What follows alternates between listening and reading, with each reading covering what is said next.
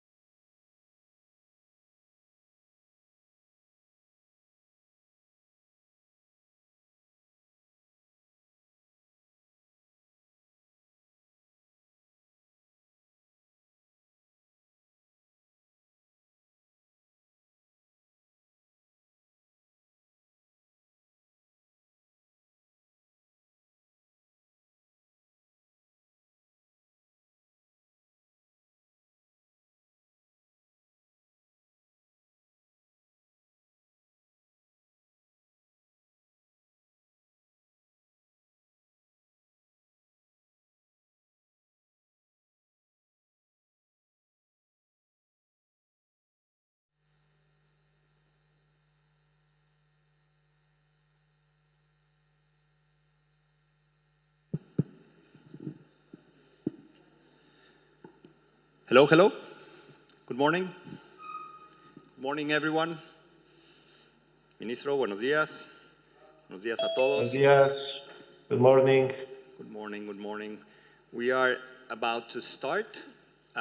So if anyone wants breakfast, desayuno, para los que quieran, por favor, siéntanse libres de pararse, servirse.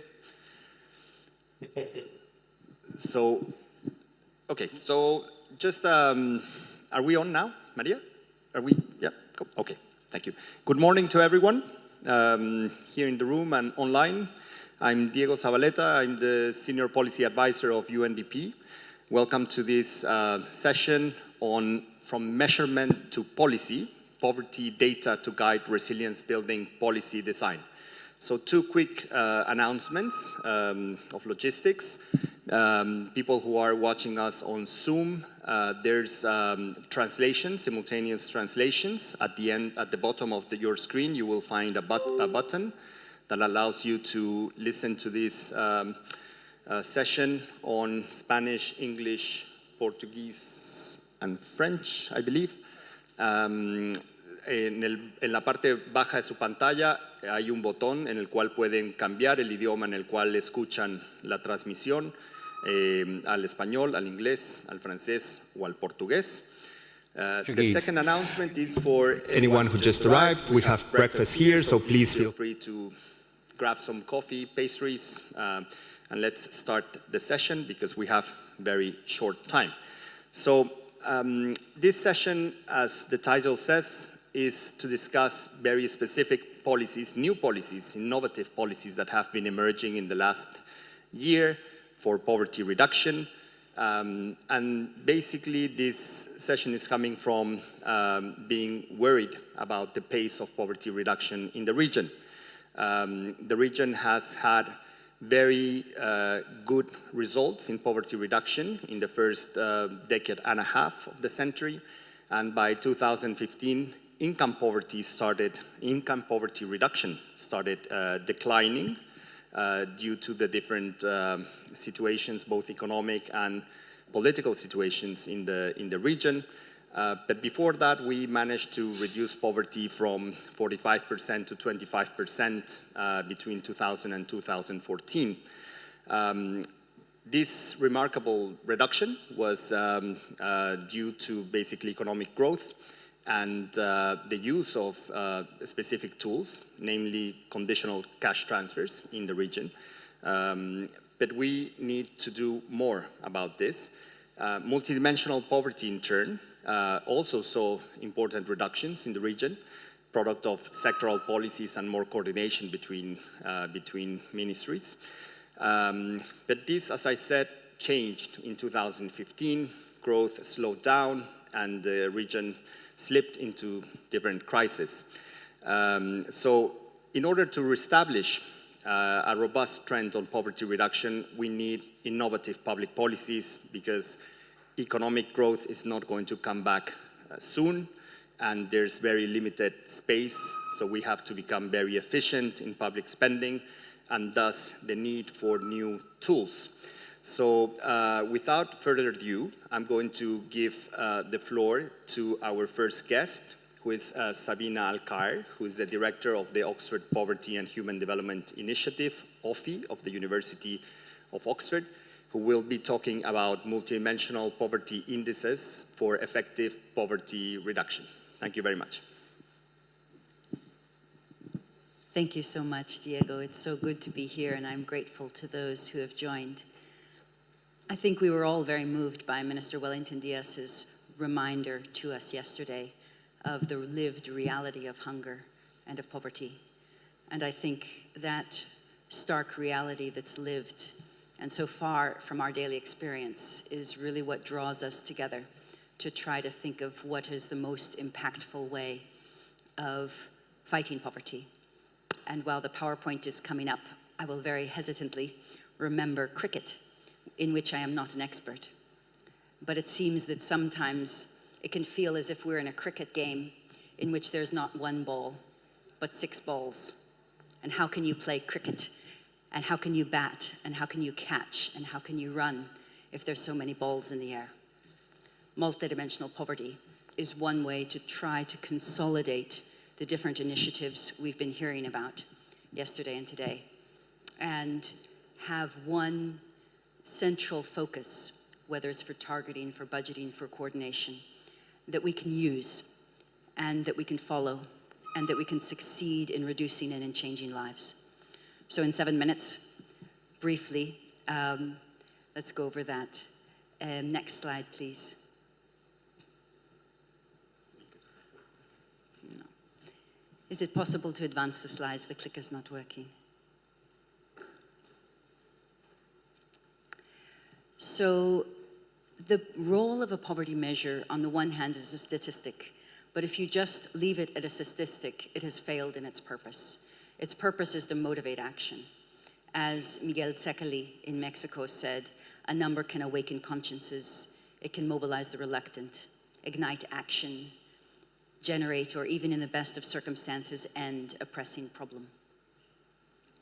And Tony Atkinson reminds us in his last book that, again, from an academic perspective, from a perspective of a person who worked all his life in Europe on poverty measurement, that the key thing is that measures motivate people in this development forum across different regions, that the measures become a tool in your hand, something that's exciting and meaningful, that captures what you are doing and can be a recognition for success.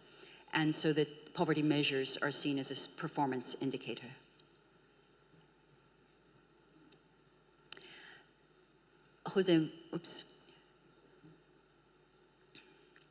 So Juan Manuel Santos wrote a book, and if I had my dream come true, I would have given you each a book.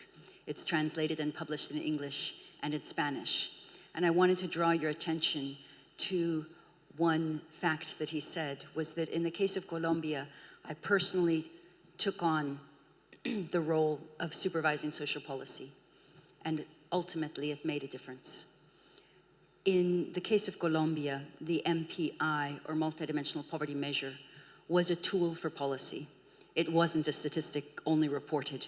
It wasn't a number only used, but it was a tool for targeting, for budgeting, for coordinating policies, for motivating different levels of government and different sectoral ministries, and for management as a key performance indicator. It was updated annually. This was not the only priority Colombia had. Yesterday, you may have seen Juan Manuel Santos became chair of the elders. He was also negotiating a peace process during the time. But in those 8 years, poverty went down by 1/3, monetary and multidimensional. That's the kind of leadership, that's the kind of passion and follow through that we're yearning for. That a multidimensional poverty measure can take the many different activities that are being done in social development space and give them an added boost and an added visibility. Very briefly, I think many of us know, is that working? That to make a multidimensional measure, each country chooses the dimensions and indicators that both the protagonists of poverty, the poor men, women, and children, feel match their experience, and that policymakers and taxpayers feel are priorities. And then each person is identified as poor or as non-poor, depending on how many deprivations they have at the same time. And then the MPI captures all deprivations of all poor persons. It basically stacks them up. And what that means for you is that if any deprivation of any poor person goes down, multidimensional poverty goes down. It recognizes any success. But the other important thing is that a multidimensional measure looks at the different deprivations that strike the same person at the same time. So it can inform more efficient, cost-efficient, and effective integrated policies, because you can see the deprivations that walk together, count them, target them, and end them. I'd like to recognize that many countries in Latin America have a national MPI and have tracked its trends over time.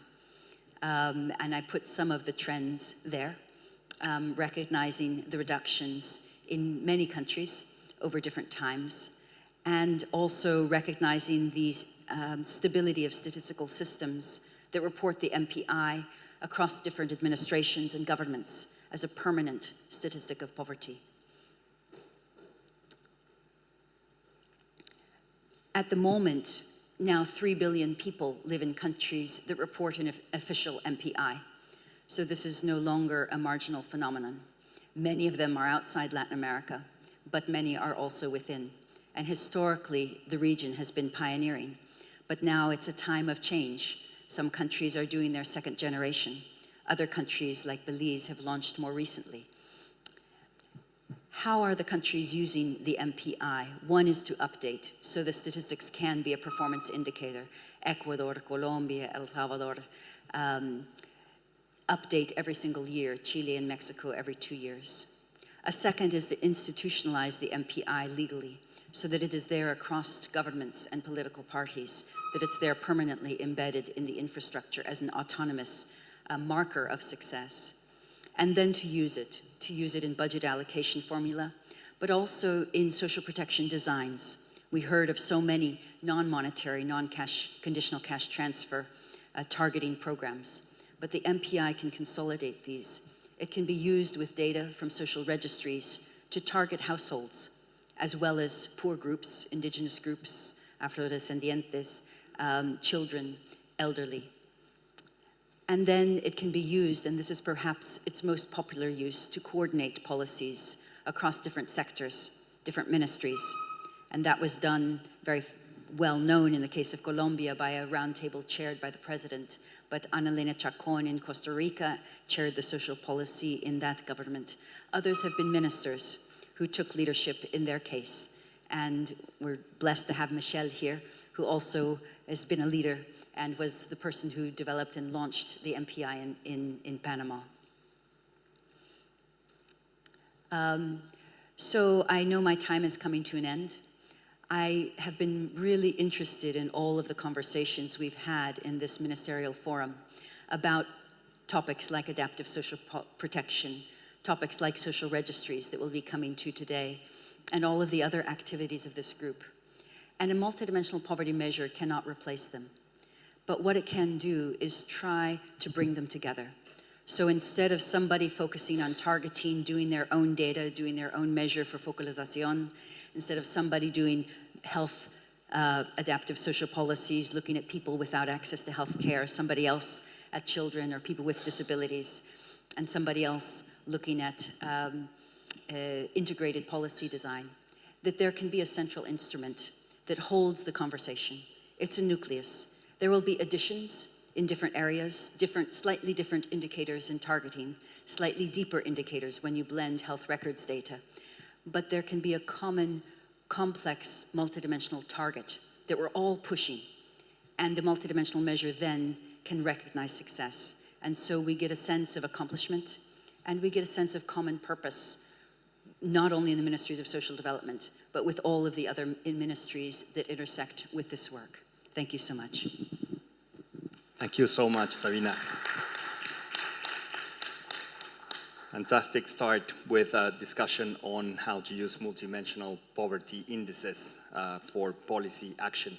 I'm going to give the floor now to Roberto Angulo, who is the Social Integration Secretary of the Government of the City of Bogota. He's going to do a presentation online. So, Roberto, the floor is yours.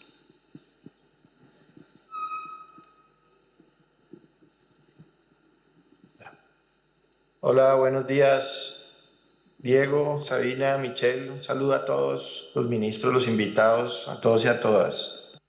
Francisco. Bueno, muchas gracias por la invitación. Yo vengo a mostrarles una presentación sobre que he denominado microsimulaciones del IPM en Colombia. I'm not hearing him clearly. There's too much of an echo in the room. Lecciones aprendidas, todo lo que voy a contar aquí lo hemos hecho conjuntamente, o bien sea con OFI o con Inclusión SAS, con el PNUD. En este trabajo, que es un proyecto que ya sobrepasa nuestros cargos de turno, que venimos trabajando con Sabina y todo su equipo, creo que hace 15 años. Entonces, todo todo el conocimiento que reúne muchas cosas que hemos conversado y hemos trabajado juntos, pero he querido como decantar una lección aprendida, y es cómo el IPM puede servir para clearly what is abrirnos being caminos posibilistas en política social. Pero ¿cómo podemos explicar nosotros el posibilismo?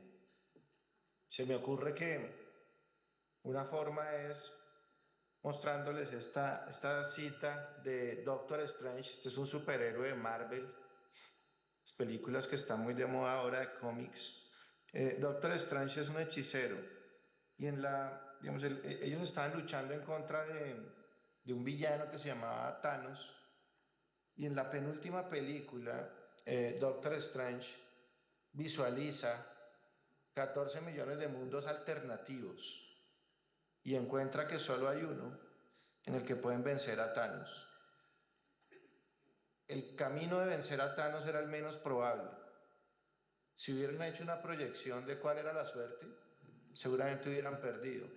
Pero una vez Doctor Strange encuentra ese escenario en donde vencen a Thanos, todos empiezan a trabajar en función de que ese escenario ocurra. Lo que está haciendo Doctor Strange ahí en la película es buscar el camino posible, ¿sí? Buscar el escenario posibilista. Un teórico del desarrollo que trabajó esta idea, ya yendo a un tema más serio, fue Albert Hirschman, un teórico del desarrollo que decía que no podíamos quedarnos cruzados de brazos proyectando escenarios lúgubres, sino que si queríamos trabajar en el desarrollo, deberíamos trabajar por ensanchar los límites de aquello que consideramos posible. Busquemos el escenario posibilista y elevemos la probabilidad de que esto ocurra. Claramente, el método hirschmaniano o de Doctor Strange es un método que tiene sesgo a la acción. En política social y en América Latina y el Caribe, nosotros no tenemos otra alternativa que tener sesgo a la acción. Hay mucho trabajo por hacer, muchos compromisos por cumplir. Cuando uno combina el IPM con un ejercicio de microsimulaciones, creo que ya Sabina nos ha explicado muy bien y ha hecho un trabajo muy pedagógico sobre el IPM, pero cuando uno lo combina con un ejercicio que llamamos de microsimulación, que ahorita les voy a explicar en qué consiste, podemos buscar esos caminos posibles, hacerlos prácticos y articularlos, lograr la articulación que se requiere para conseguirlos. Una microsimulación puede ser entendida como la elaboración y análisis de escenarios alternativos al nuestro. Ese ejercicio de visualizar distintos escenarios alternativos. Es un ejercicio que se hace con encuestas y con modelos sobre las encuestas. Aplicada a la teoría del bienestar, es una herramienta que es útil para evaluar el efecto de diferentes políticas o programas en el bienestar de la población. Cuando yo pongo al servicio de la teoría del bienestar las microsimulaciones, lo que estoy haciendo es lo que autores como Angus Deaton o Tony Atkinson decían, evaluar el estado del mundo en términos de bienestar. In terms of well-being, methods of microsimulation,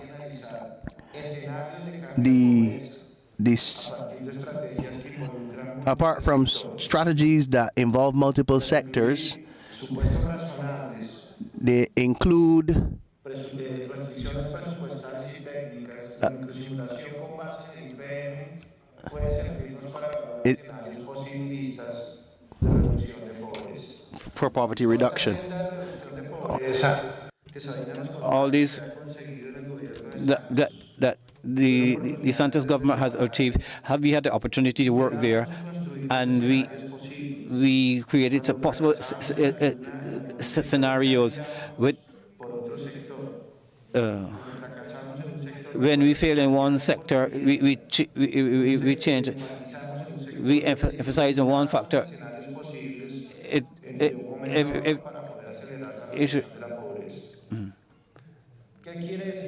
What does this mean? A possible scenario, a possible question for development. For example, what do we have to do to duplicate the reduction of poverty? Let's project the poverty in the time, and we see how the speed of reduction of of poverty. The question has a scenario: what do we have to duplicate this reduction of poverty, multidimensional poverty? Another question: what are the strategies that will lead us to the reduction of multidimensional poverty? These micro simulations are a tool to construct possible scenarios to respond to possible questions related to the improvement of the social transformations. It has the following functional operator: to select a sample and to work with a survey.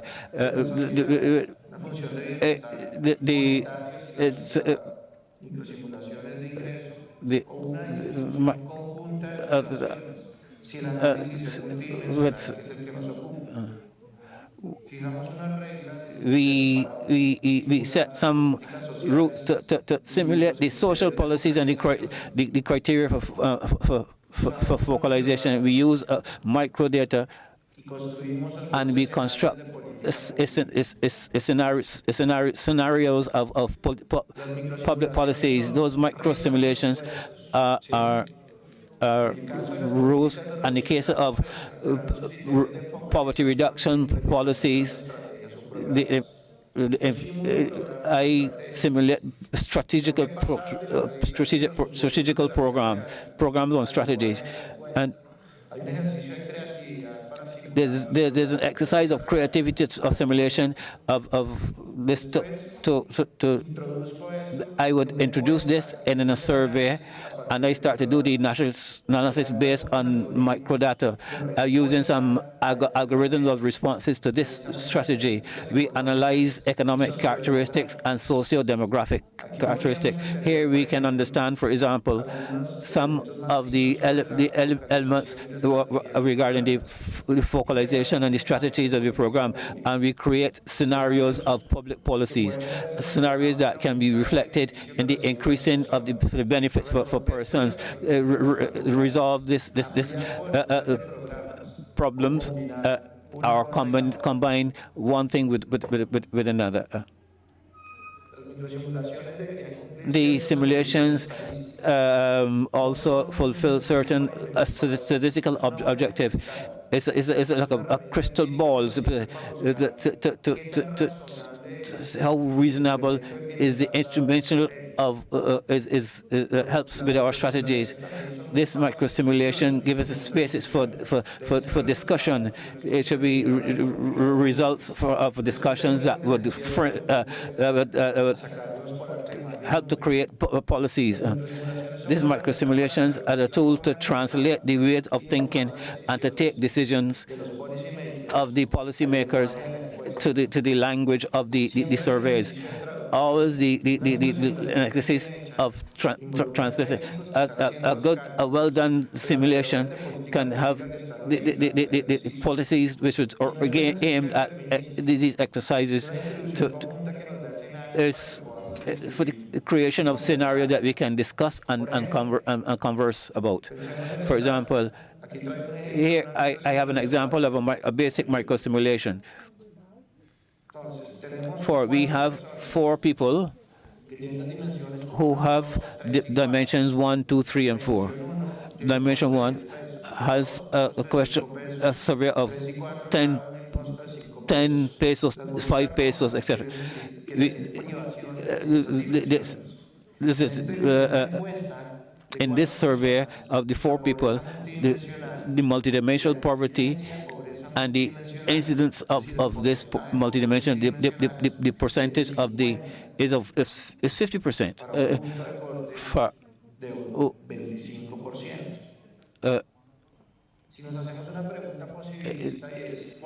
Another possible question: what are the possible strategies that would permit me to take 25% of reduce it to 25%, and with them having income of 15 pesos. I have two scenarios. I can combine a policy in dimensions 2 and 3, or I can have a scenario where the expenditure of 15 pesos with in both scenarios is the micro simulations is in a political strategy on the survey. In the two scenarios, I decrease poverty by 20 to 25%. We, as political consultants of public policy,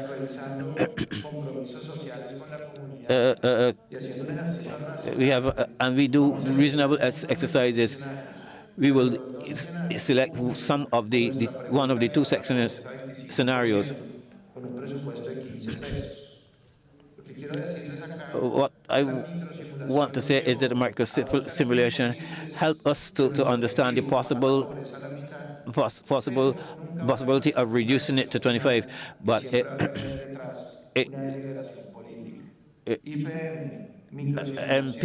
MPI's micro simulations, and they have to go hand in hand in any exercise of public policies to realize. In the case of Colombia, we did micro simulations in the development plans of Santos Uno, and in this development plan of Ruti, and the president and the development plan currently, we did micro simulations for Bogota, and in this development.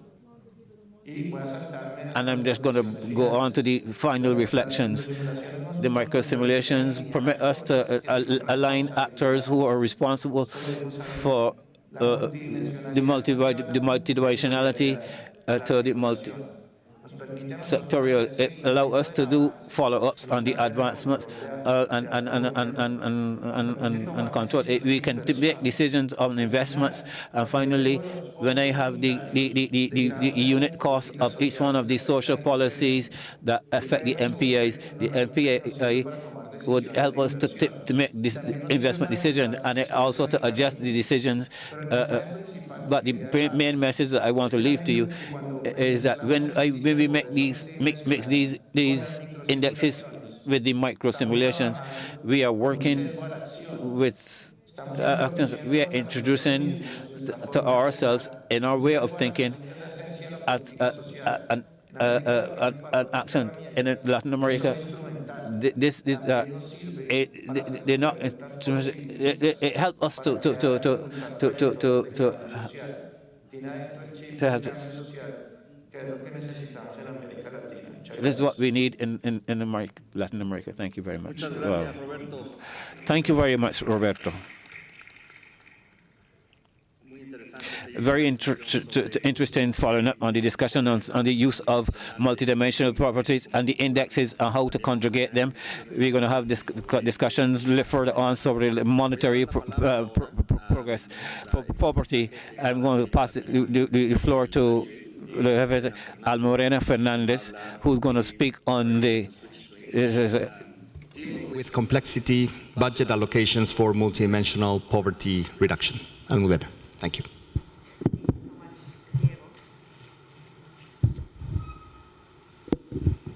Thank you so much, Diego, and good morning. It's a pleasure to be here with you, and thank you so much for your flexibility. I know we changed the time for this side event, so we're very happy to have this opportunity to discuss this issue. So what I'll present today is the result of a research that we very recently published with Kim Walsh here with me, that is here with me to present another research that she's working on, and with other colleagues, Luis Felipe Lopez Calva and Victor Stokowski, who are both working at the World Bank right now.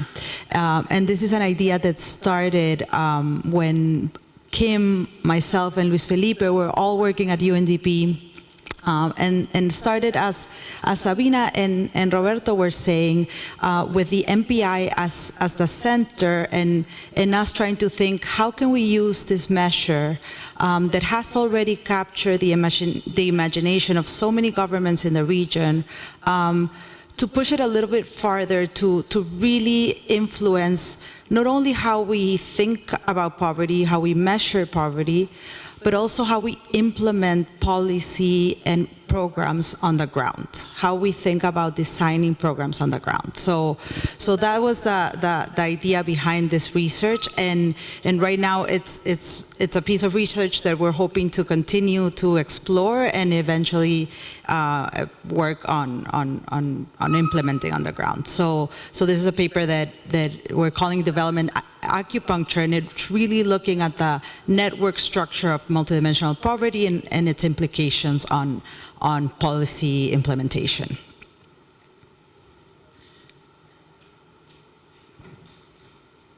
So maybe Anish, you can help me out there.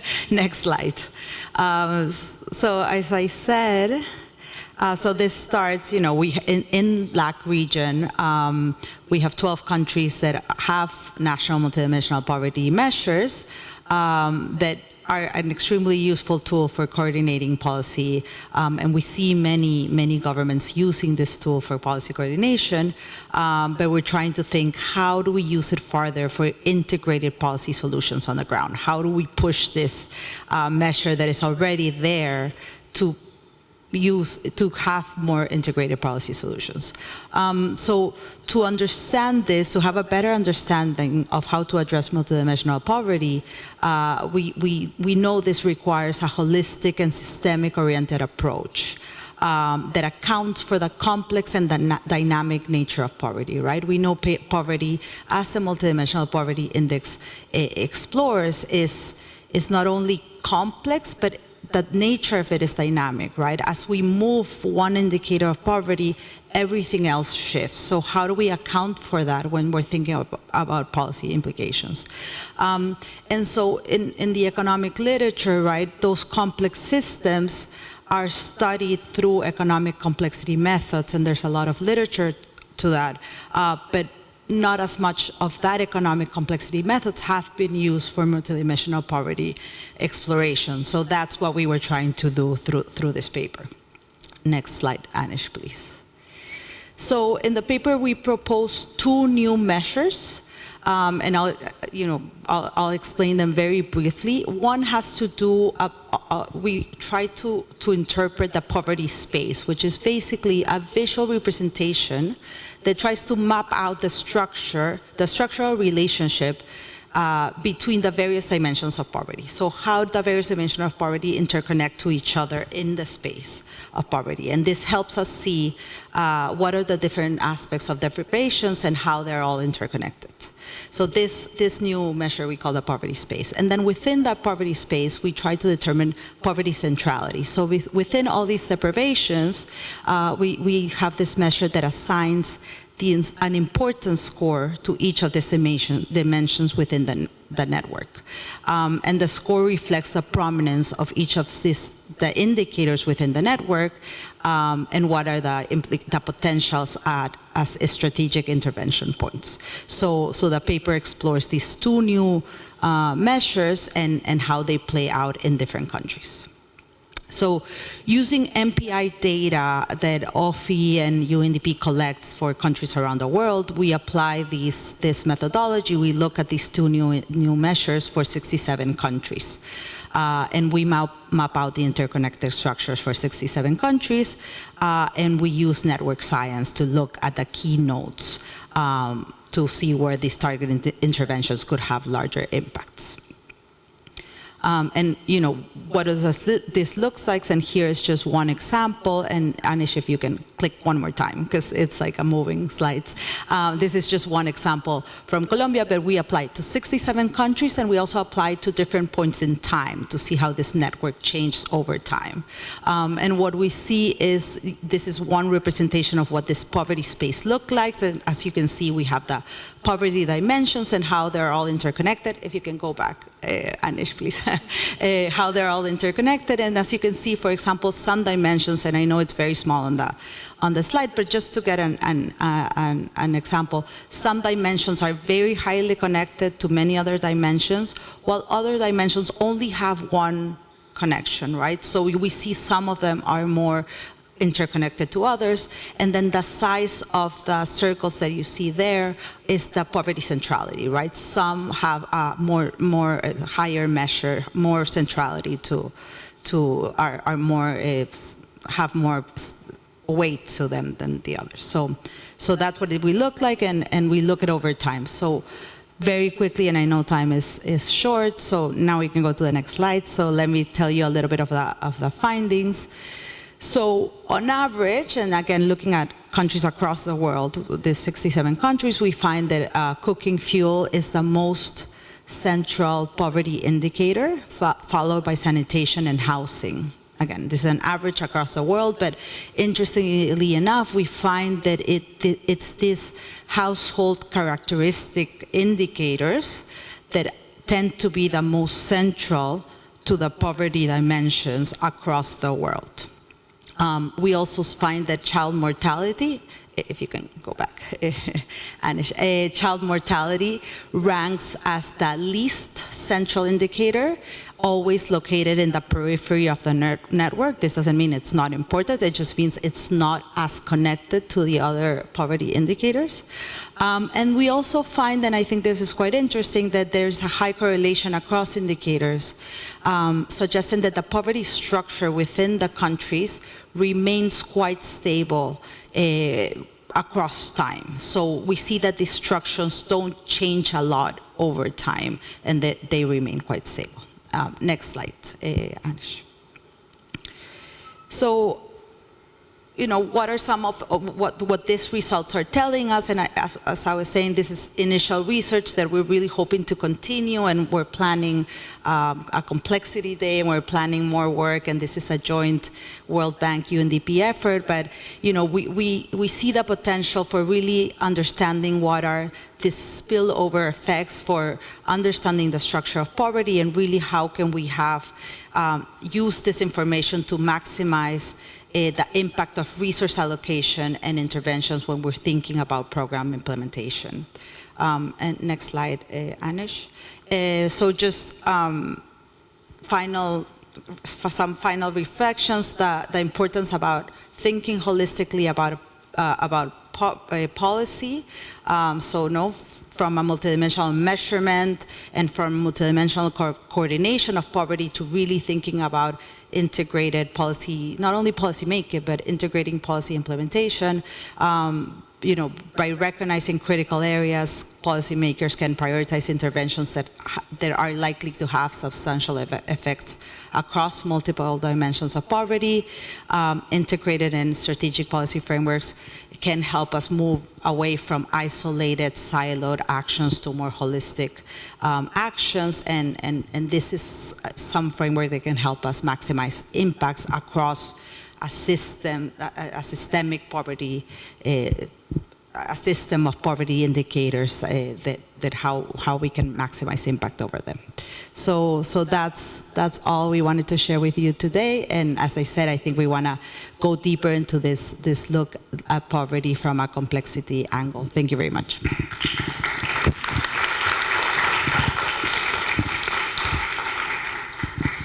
Thank you very much, Almudena. This was a fantastic presentation. We have now heard about multidimensional poverty. In multidimensional poverty space, we have heard Sabina talking about the uses of the indices for coordination, for targeting, for monitoring. We have then jumped to Roberto talking about how to use micro simulations to enhance the use of these indices for policy design, set goals, linked it to the budget, for example. And we have now heard from Almudena new tools to help us think about which variables to choose to accelerate poverty reduction through complexity analysis. We are going to jump now to a different set of tools. We have here with us Kim Bolch from the World Bank. She's the economist and special assistant to the Global Director for Poverty and Equity. And she's going to be talking about real-time measurement of welfare for fine-tuning policies, responses to shocks. So a very specific use of data. So Kim, thank you very much. Thank you very much, Diego. Good morning, everyone. Buenos dias, bom dia. It's a pleasure to be here, and thank you to UNDP, to ECLAC, and the government of Barbados for inviting us to participate in this side event. It's an honor to be here on behalf of the World Bank's Poverty and Equity Global Practice to share with you a little bit about our new initiative on real-time monitoring of welfare, what we're calling RTM, and to discuss a few applications from the LAC region. And I want to say that this builds on a lot of work that has been done by colleagues around the World Bank. And this is a collection of many of those efforts and sort of a strategic way to move forward on this research agenda. Can you help me to advance the slides, please? Thank you. So let me start a little bit by reflecting on the challenge that we're trying to solve with this approach. So as the people in this room know only too well, it's very hard to design effective policies if you don't have the information that you need. We heard yesterday morning from Prime Minister, the Honorable Mia Mottley, and Minister Humphrey in their opening remarks about the challenge of having real-time information in order to be able to allocate scarce resources to vulnerable populations when they need it. We know that we do not live in a static world. People's lives and their livelihoods are constantly changing. A family member falls ill, or someone loses a job, or they get a job. And this information is critical if we're going to adapt existing policies to ensure that they reach the right people with the right kind of support. Next slide, please. But also to inform new policy actions when the structural conditions change. For example, in the wake of a flood or in the wake of a hurricane. While this has always been important, I would argue that it's become increasingly urgent. Next slide, please. So we see that in our world today, we are facing increased levels of uncertainty. As this graph will show you, extreme weather events such as droughts and extreme temperatures and floods and storms are happening a lot more frequently than ever before. To borrow a quote from my boss, the future is not what it used to be. And this matters for people at the end of the day. Next slide, please. At the World Bank, we just developed a new indicator to try to measure the extent of this challenge. So these gray circles that you see here, there's a map behind it that's a bit washed out, but this is a global map, and you see the population represented with these gray circles. Next slide, please. And what we see here is in the blue circles is the exposure to extreme weather hazards, which alone is rather startling. So we see that more than half of the world's population, 60%, is exposed to extreme weather events. But what is even more worrisome is, next slide please, is these red circles. And what these red circles show are the share of the population that is both exposed to extreme weather events but vulnerable, which means that they would be unable to cope with that shock, whether that's because they are living in poverty, they don't have access to savings, they don't have access to services. And this is about a fifth of the global population. And I want to draw your attention to the difference between North America, where you see the blue circle is rather large. There's a large population exposed to risks, but the red circle is quite small. So most people would be able to cope with that shock. And if you contrast this to sub-Saharan Africa, the blue and the red circles are overlapping so much that you can barely see the blue circles, meaning that almost everybody who is exposed is vulnerable to these shocks. And we know that in the wake of climate-related hazards, there's often a bias toward the reconstruction of physical capital, of infrastructure, which is very important. But we can't forget that there's also large impacts on human development, on education, on food security, on income. And just because we can't see these as much doesn't mean that they're as important. And so we need timely information to be able to understand the extent of the devastation and to design policies to respond to them. So household surveys, which are what is often used for official estimates of poverty, are a foundational source of information. But even in the best of circumstances, they're only conducted every few years. If you look at the global state of data on poverty, you can see that less than half of the countries have a survey since 2020. And we know that the world today looks very different than it did in 2020. Next slide, please. So our program seeks to, click again, please. Thank you. Our program seeks to build on this foundational data, which I want to emphasize is necessary as a basis for this to work. So that's having modern statistical systems is absolutely critical. But we use a range of modeling approaches and alternative data sources to produce more timely estimates in between when this official survey data can be collected. And a lot of the early work on this was piloted during the pandemic, when many people realized that they needed more information to be able to respond. And it was very difficult to collect data during traditional ways. So a lot of experimentation happened, and the teams learned a lot from that phase of experimentation. Next slide, please.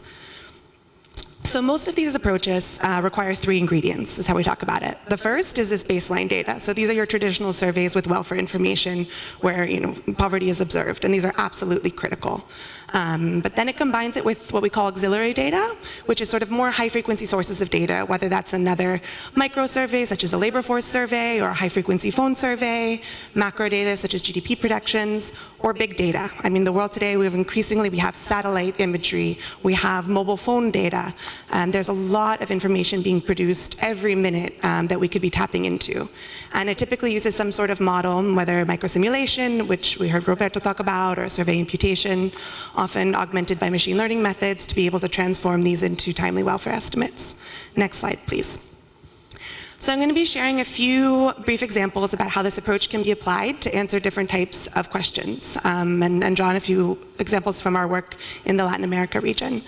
So microsimulation models, which we just talked about, often combine different sources of information, such as microdata and macro projections and price data, fine-tuned to a specific context to be able to estimate how we think welfare is evolving in real time. Next slide, please.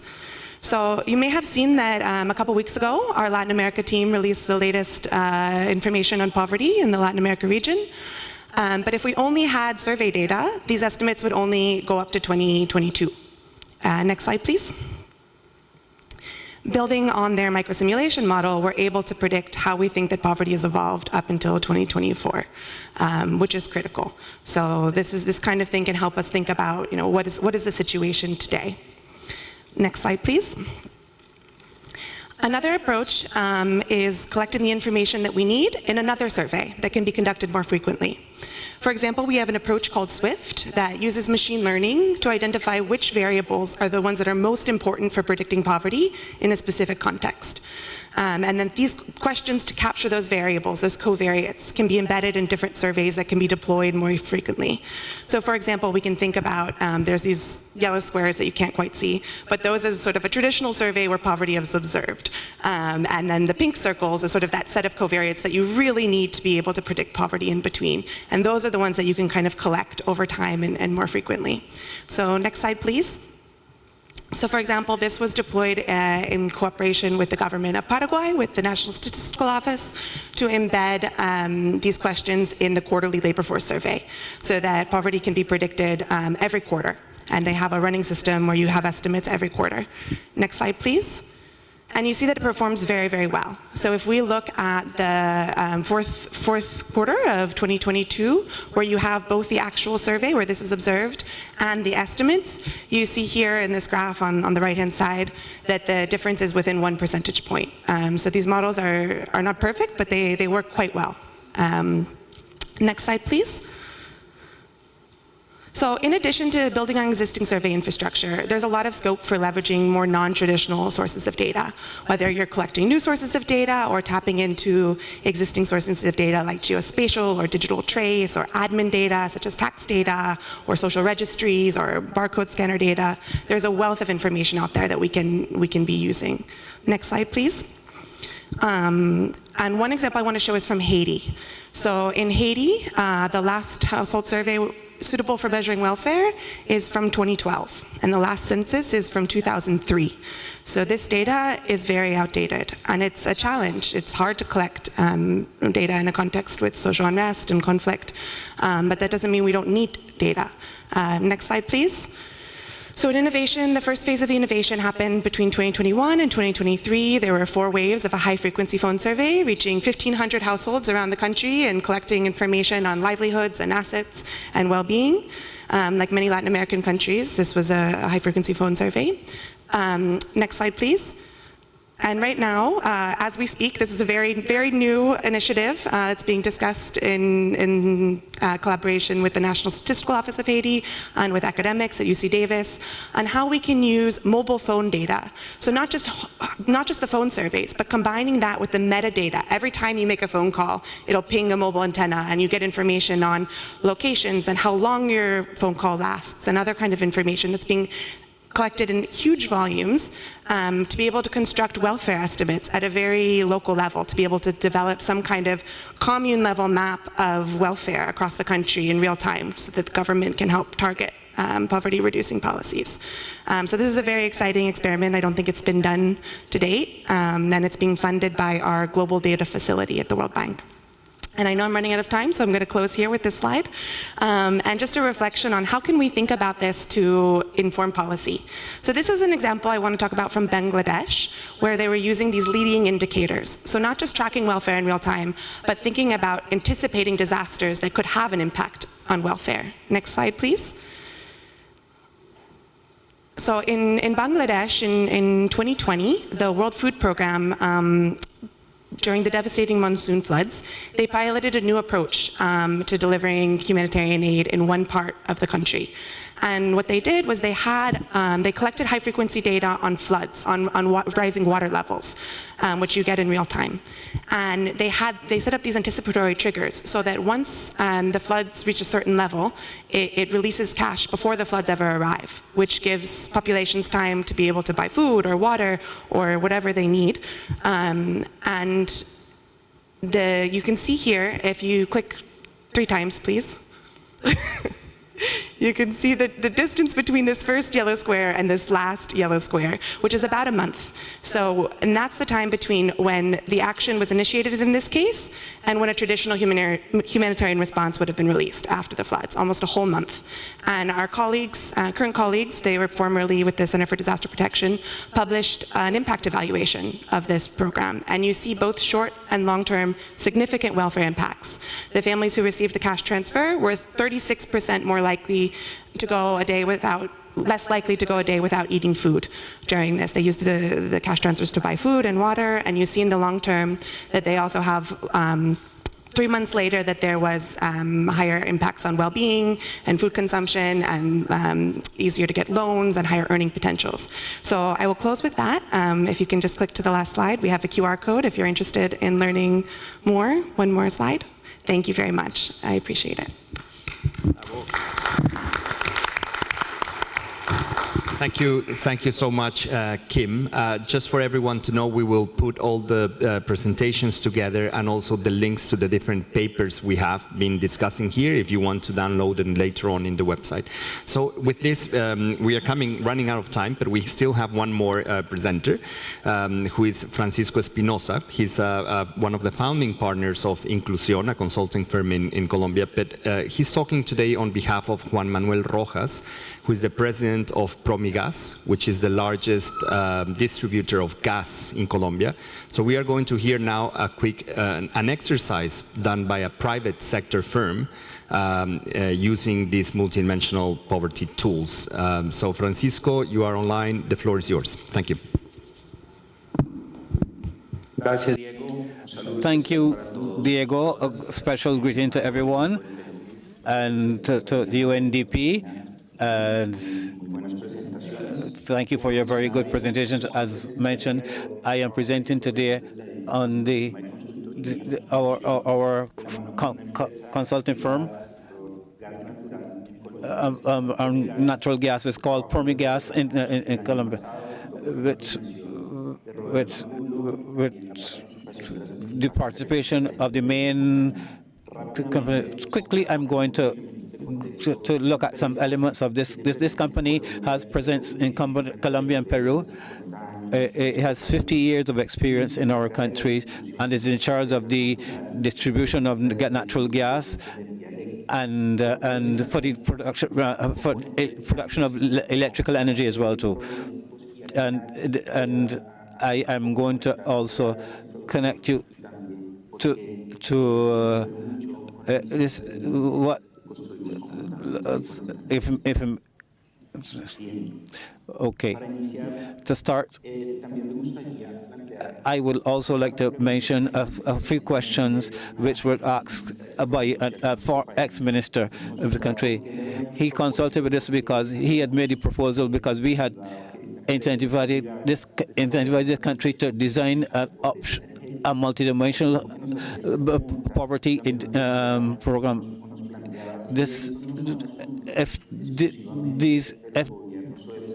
He asked if these are not things exclusively for the government, and it's this type of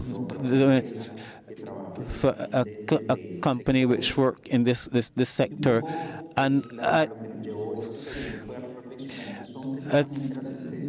it's precisely the companies that have a projection beyond, as we say in Colombia, beyond the limits of company, what we call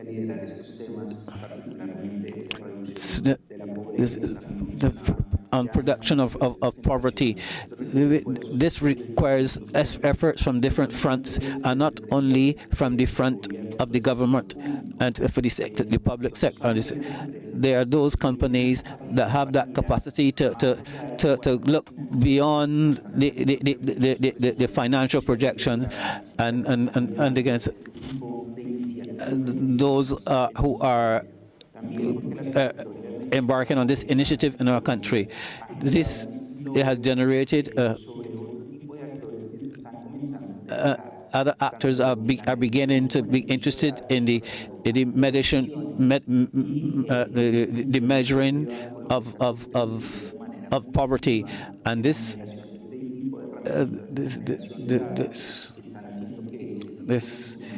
type of instrument is a public good for the decision making. A little bit to summarize where this idea came from.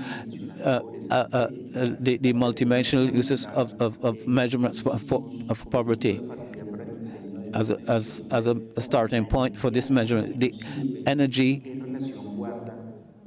is used. How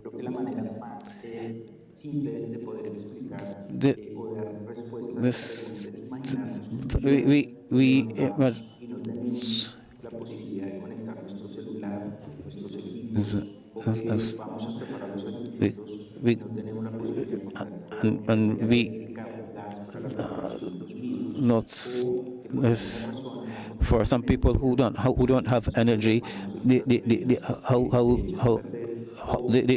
food, if there's no electricity, the food cannot be preserved in their refrigerators, and then we can't do it because of the lack of energy.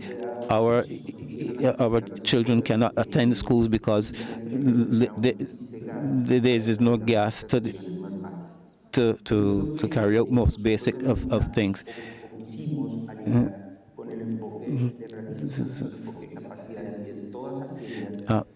All of these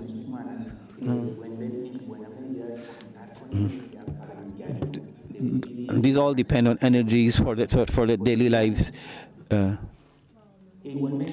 And likewise, an objective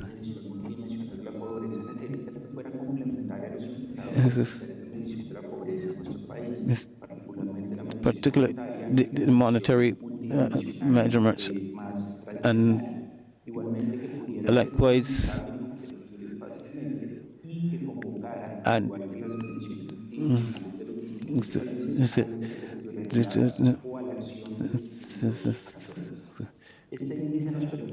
this permits us to identify the persons who have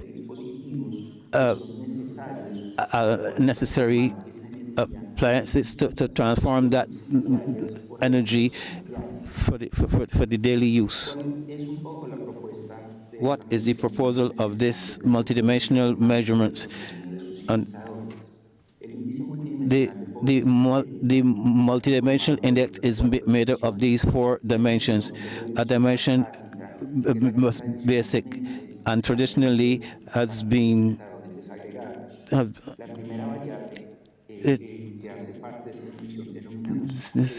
we have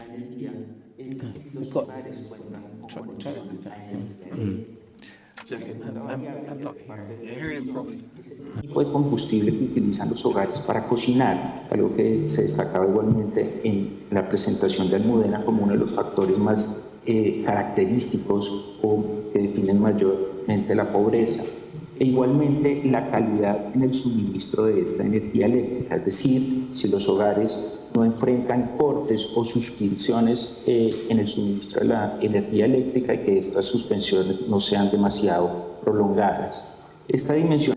This dimension, as was mentioned, but these homes must have these. They require other facilities to be able to convert this energy in this different for daily use, to be able to save and to facilitate. That's why the second dimension is first.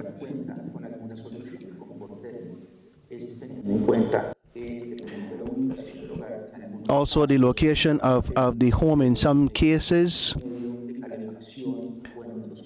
In other cases, there is some solution to be able to identify a little the height or the climate of where the home is located. You can tell if they have a gas stove or Francisco, 1 minute please. Where you can, if the home has internet or computer or television, and gives a little bit more context. If the home has electric service or young children, and if the neighborhood has an office for childcare, considering the population of our country, that is in this situation. If we compare the urban zones with the rural ones, in the rural zones it is 3 times worse than in the urban ones. The presence of multidimensional poverty is very concentrated, and we find instances where others up to 75% in these areas that are around in the border of our country. And so in this, imagine we see the municipal data, and we see large contrasts in the indices of poverty of 0.5%. Simply to close, I would like to highlight where are the main challenges for our country to alleviate poverty. A very important challenge. It continues to be a challenge for our country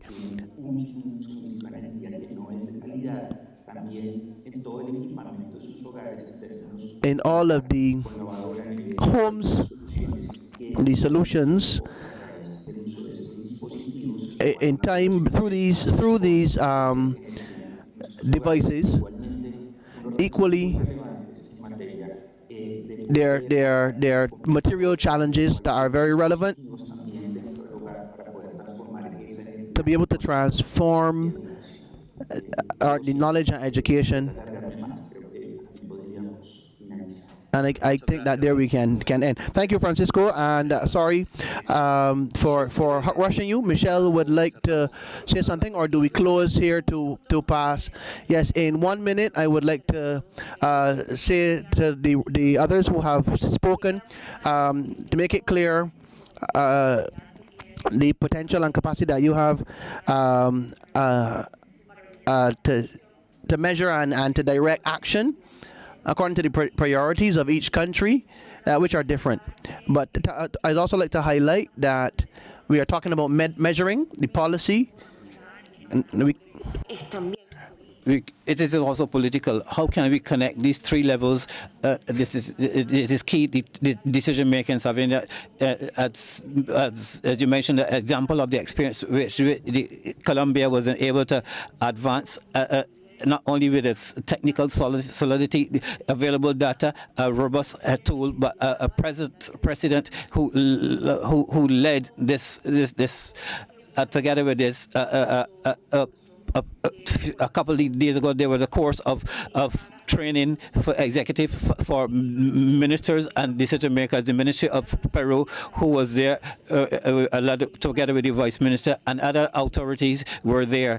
With that, we had an analysis, not so technical, but the minimum of technical aspects that those of you who should make decisions and to be able to direct their technical team, and but they can determine what are the priorities, and you all as ministers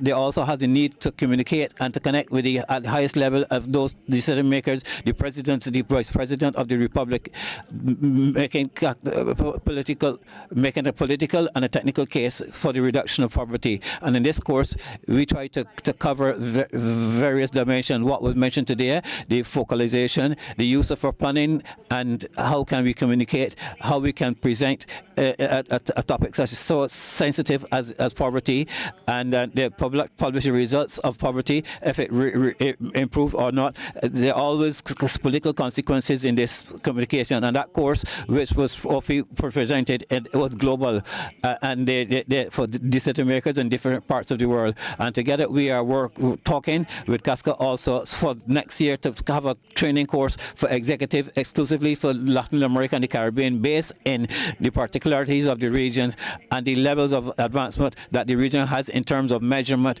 prioritization of objectives, and matters related to reduction of poverty. But we don't have time to do that. But I think this idea of having you together is fabulous to listen to what would be relevant for you that we include in this. What are the topics that for you today in the decisions, the position that you will find would be useful to be able to cover, to understand better, to analyze better what types of cases would be useful for you to understand and to be able to take to your countries where you find the difficulties in this narrative towards the public and the citizenry, and also to the monetization and the articulation of those articles. Of those actors who the multidimensional and also to understand your availability and interest in terms of time. If it's something would be useful for you, based on your tight schedule, if you want it in a virtual format, if you want something in person, or if you can think of different layers, perhaps a session, intensive session in one day with you as ministers, but after that you can designate person to deal with the technical and political part, so we can go deepen in this. And this is something that we can accommodate. So to conclude, we want to design something that is flexible, for the decision that can be taken today. And later on in the day, we will approaching you so that you can give us your feedback and what would be useful for you. And also together with OFI to work out, to plan a summer course that is purely technical for those technical teams of your ministries. An option is to be able to do those two courses and have the political and technical dimensions. I reiterate, for us it would be useful to have that documentation and we put at your disposal that could for something that would be useful for the challenges that you find. Thank you very much, Diego, and I pass the floor to you. Thank you very much. Without any further ado, thank you very much to all the participants, and we invite you to the following session. Thank you very much.